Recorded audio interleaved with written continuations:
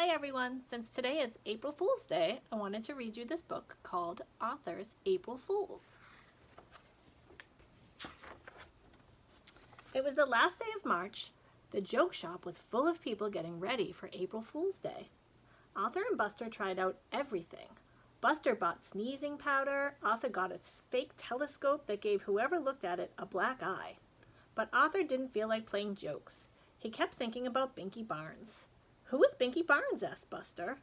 Picture King Kong, and now double it, said Arthur. He keeps threatening to punch me out.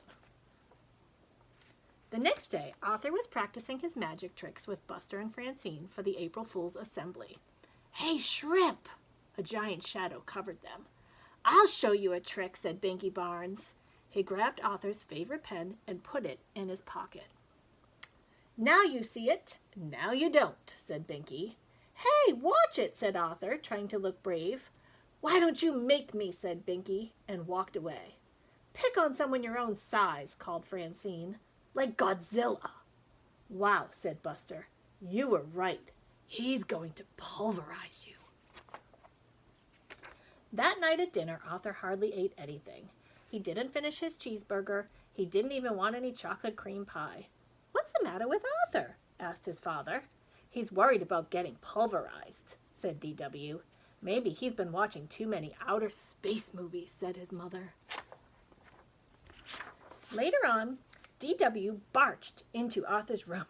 Good night, Mr. Universe, she said. Haven't you ever heard of knocking? Asked Arthur. After you get pulverized, can I have your room? She asked. Beat it, D.W. When Arthur finally fell asleep, he had nightmares. The next morning, Francine offered Arthur a cookie. Yuck, said Arthur. This tastes like soap and toothpaste. April Fools, laughed Francine. But Arthur was too worried to laugh. I'll never remember my magic tricks for the assembly, he said. Calm down, said Buster. I'll be your assistant. I'll help you if you get stuck. Arthur felt better. He could count on Buster. But just before the assembly, Buster got caught putting sneezing powder on Mr. Ratburn's desk. Instead of going to the assembly, Buster went to the principal's office. I'll blow it for sure without Buster, thought Arthur. He walked into the auditorium. Who was sitting in the front row? Binky Barnes. This was going to be even worse than he thought. Arthur worried while Mr. Ratburn read people's minds. He worried while Francine and Muffy did shadow tricks, and he worried while the chorus sang that old black magic. Finally, it was his turn. For my first trick, said Arthur, I'll need a volunteer.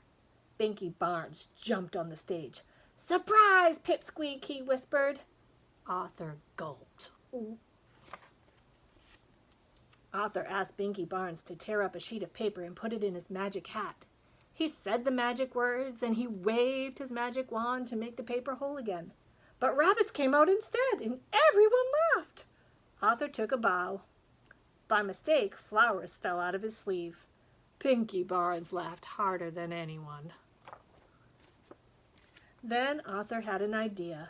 He winked at Francine. For my new trick, I will saw this young man in half. Binky stopped laughing and he took a step back. My saw, please, said Arthur. Binky turned pale. And now the bucket to collect the blood, Binky screamed. He stepped back again, this time right off the stage.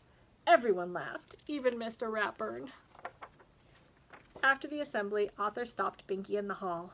What's the matter, Binky? You left before I could show you my best trick. No thanks, said Binky Barnes.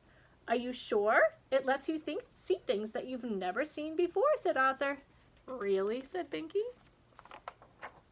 He grabbed the telescope and pointed it at Francine. I don't see anything. Of course not, said Arthur. You have to know the secret words. Tell me, said Binky. I can't, Arthur explained. They're so secret that I had to write them down backwards. Do you have a pen? Sure, here, said Binky. Arthur wrote the words. Now go home, hold the paper up to your mirror, and you'll be able to read the secret words." "Thanks, Twerp," said Binky, and he ran out the door.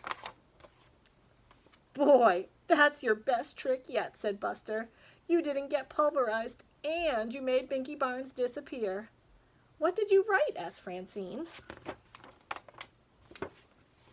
"April Fool."